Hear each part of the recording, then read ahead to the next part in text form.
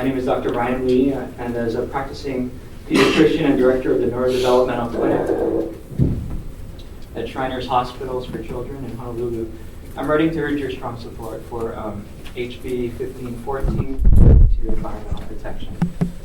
This bill requires the state protect the health of our vulnerable populations, such as children and elderly, by requiring disclosure, notification, and buffer zones of toxic restricted use pesticides around schools and nursing homes.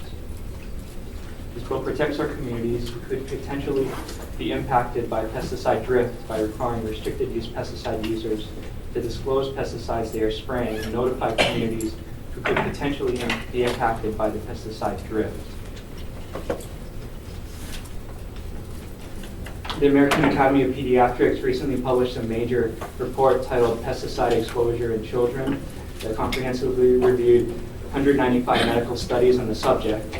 And among the impacts, their chief concerns were childhood cancers, neurobehavioral and cognitive deficits, and adverse birth outcomes, and asthma.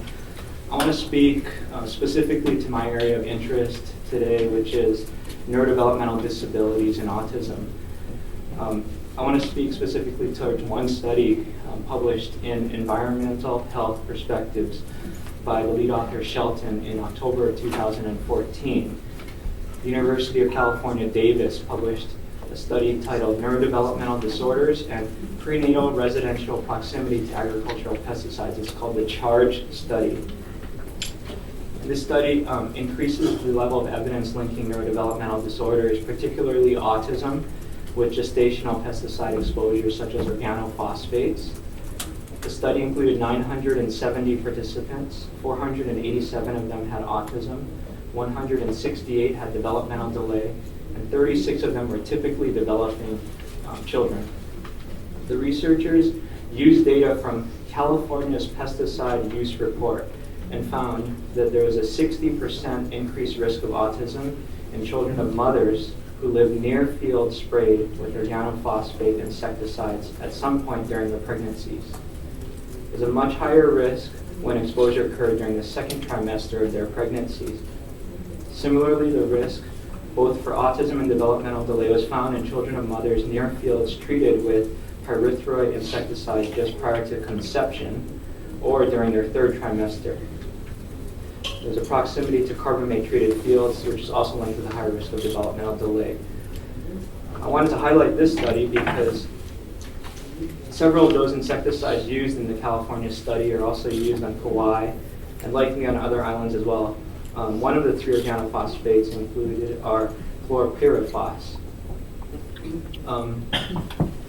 As I take care of patients with autism every day, which I have some waiting for me in clinic right now, we're trying to find the causes for their autism. And what we know now is that genetics alone cannot account for all of the causes of autism. In fact, if we do genetic testing, we can identify maybe 20% of patients having a known genetic cause. And a recent study in Sweden suggests maybe up to 50%. And so that leaves at least 50% of patients with autism with other causes.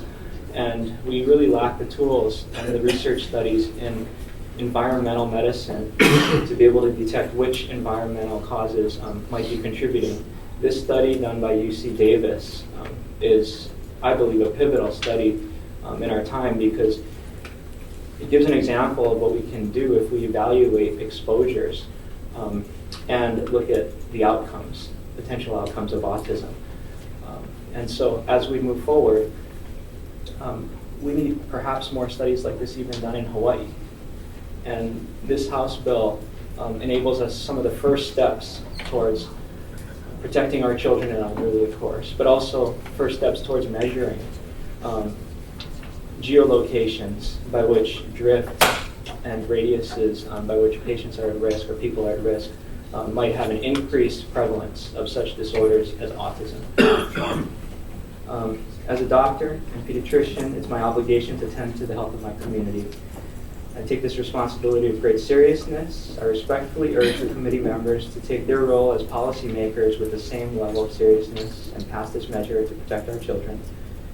Thank you for this opportunity to provide testimony, and happy to provide further analysis or respond to follow-up questions. Thank you. Thank you very much. Up next, Sylvia.